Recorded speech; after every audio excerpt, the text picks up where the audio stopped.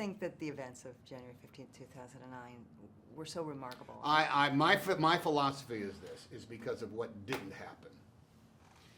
We had gone through 9/11.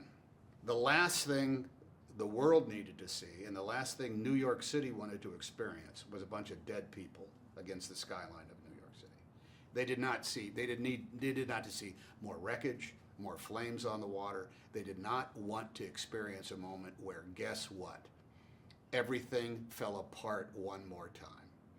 The opposite happened, which on one hand is something to celebrate, but the bullet dodged, I think, is why it has this emotional resonance.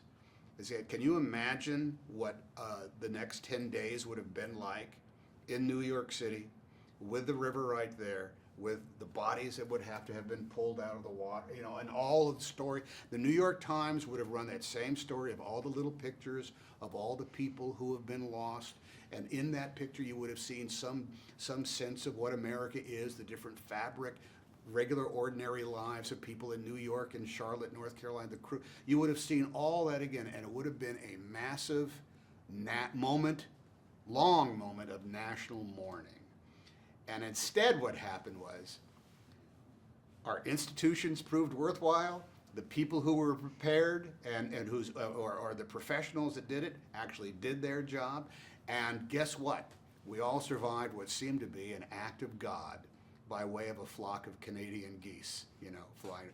Now, I think that's why it's so. You could celebrate what Sully did and his instincts and all that stuff by all means, but I think the resonance that I felt, this is what I felt when I first read the screenplay, because it had even more moments in it of people who were in New York City who were looking out, and what they were seeing? Another low-flying passenger airplane, coming in